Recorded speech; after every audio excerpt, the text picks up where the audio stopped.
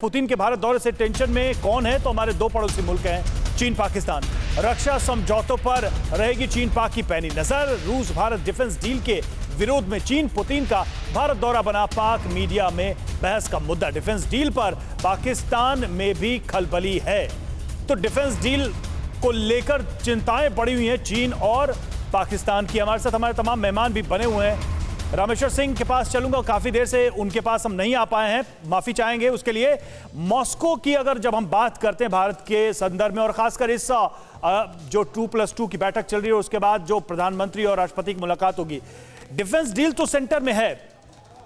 Defence deal तो centre में है। उससे पहले देखिए तस्वीरें भी आ रही हैं। ये देखिए विदेश मंत्री नजर आ रहे होंगे आपको स्क्रीन पर, और उसके पहले रक्षा मंत्री नजर आ रहे थे, उनकी बैठक हो रही थी। रामेश्वर जी, डिफेंस डील की तो बात हो रही है, लेकिन ओवरऑल हम देखें, जब मॉस्को के संदर्भ में हम बात करते हैं तो भारत और रूस का जो ट्रेड वॉल्यूम है, जितना हो सकता था अगर दोस्ती का इतिहास हम देखते थे, उतना नहीं है।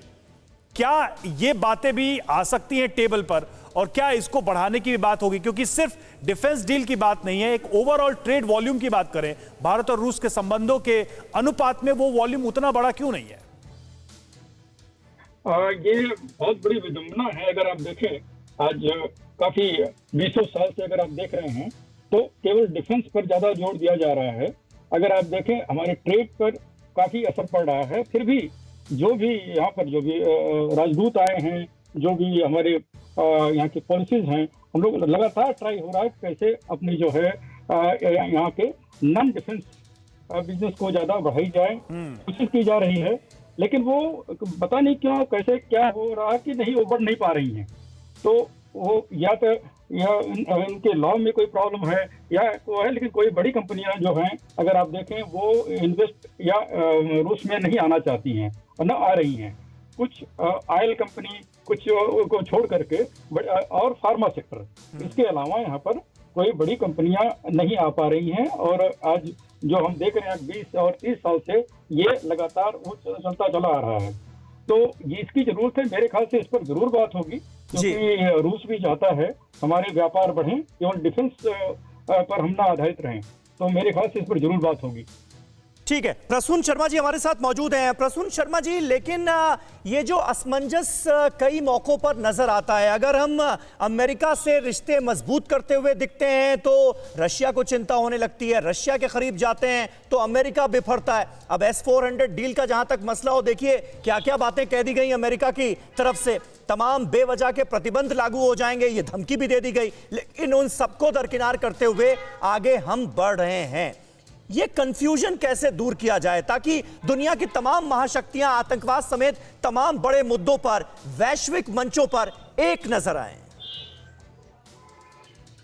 भारत ने ये संदेश दिया है कि उसकी फॉरेन पॉलिसी वेरी इंडिपेंडेंट है। अभी रशिया, इंडिया, चाइना की जो फॉरेन मिनिस्टर्स की मीट हुई थी, तो वहां पे भारत ने जो विंटर ओलंपिक्स बीजिंग में होने वाला है उसको समर्थन दिया था।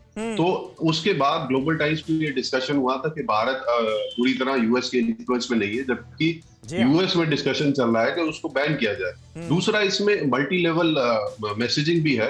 अब भारत रशिया के साथ असॉल्ट राइफल मैन्युफैक्चरिंग भारत में कर रहा है, तो ये एक मैसेज जाता है अमेरिका को और क्वाड के अदर नेशंस को कि अगर आपको भारत के साथ पार्टनरशिप करनी है तो कैपेसिटी बिल्डिंग और टेक्नोलॉजी शेयरिंग करनी पड़ेगी ताकि भारत और मजबूत होए। तो ये एक तरह से मैसेजिंग भी है बाकी क्वाड नेशंस को, खासकर अमेरिका को, कि वो अपनी टेक्नोलॉजी शेयर करे और भारत में मैन्युफैक्चर करे। बिल्कुल। और एसवीपी सिंह साहब हमारे साथ बने हुए हैं। सिंह सर, ये बातें जो हो रही हैं, इससे उलट हम जो एक रीसेंट डेवलपमेंट है उसके संदर्भ में बात करें कि भारत अगर रूस से बहुत नजदीक जाता है तो ये जो क्वाड कॉन्सेप्ट है जिस पर भारत भी काम कर रहा है, जापान, अमेरिका, ये सब काम कर रहे हैं, और अलग अलग फिर इसके फॉर्मेशंस भी बनाने की बात हो रही है, उसको ये कैसे इंपैक्ट कर सकता है? या फिर ये कॉन्सेप्ट बना रहेगा बावजूद इसके कि रूस से हमारी हम करीब होते जाएं और ऐसे डिफेंस डील, बड़े बड़े डील होते जाए? इसमें सारे स्पीकर्स ने, मिश्रा जी ने भी और प्रकाश जी ने भी बोला है कि भारत अपनी इंडिपेंडेंट पॉलिसी फॉलो करेगा, और वो हम कर रहे हैं। अभी क्वाड और इंडो पैसिफिक है, उससे रशिया और चीन कोई शक नहीं है, ना खुश है। परंतु हम रूस के साथ भी हाथ मिला रहे हैं। अफगानिस्तान के मुद्दे में हमने हाथ मिलाया इकट्ठे, और रूस ये भी चाहता है कि हमारे साथ हाथ मिला के रखे, क्योंकि चाइना के साथ जितना भी उसकी समय संबंध अच्छे हैं, उनके बॉर्डर प्रॉब्लम्स चाइना के साथ हैं। तो रूस भी चाहता है कि भारत जैसा देश जो कि चीन के साथ हमारे बॉर्डर्स हैं, एक बैलेंस दे सकता है। तो दूसरा हमने ये समझना है कि रशिया और चाइना जो नजदीकी है, क्योंकि वो अमेरिका और यूरोपियन देशों के साथ उनके वो मिले हुए हैं, उनकी जो एंटी रशियन पॉलिसीज हैं उसका सामना करने के लिए। भारत के लिए रशिया के साथ, रूस के साथ एक हाथ मिला के रखना, मजबूती का हर स्थान पे, हर मुद्दे पे पार्टनरशिप रखनी, जैसे कि ये डिफेंस डील्स हैं। और इस समय मैं समझता हूं कि बहुत ही ज्यादा आगे बढ़ोतरी हुई है डिफेंस डील्स में, और उससे रशिया को बहुत कॉन्फिडेंस मिलेगा। ये देखें, एक तो वो आ रहा है हमारे पास ये फ्रंट लाइट माउंटेन टैंक जो कि 18 टन का है। इस समय आप देखें हमारे T-90 टैंक लद्दाख में गए हैं 45 टन, और ये 18 टन का है, और ये एम्फीबियस टैंक है।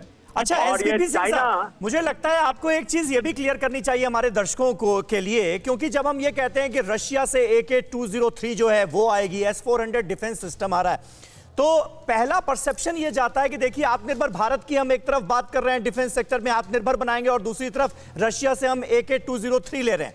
लेकिन कैसे आप समझाएंगे कि इस वक्त सामंजस्य कैसे बनाकर चला जा रहा है, क्योंकि AK-203 का प्रोडक्शन भी यूपी के अमेठी में होगा, 7 सालों का लगभग वक्त रखा गया जिसमें टेक्नोलॉजी ट्रांसफर भी हो जाएगा। तो एक तरफ आत्मनिर्भर भारत का सपना और दूसरी तरफ रशिया से टेक्नोलॉजी हासिल करना, ताकि हम अपने आप को मजबूत कर पाएं। यह सामंजस्य कैसे बनाकर इस वक्त चला जा रहा है?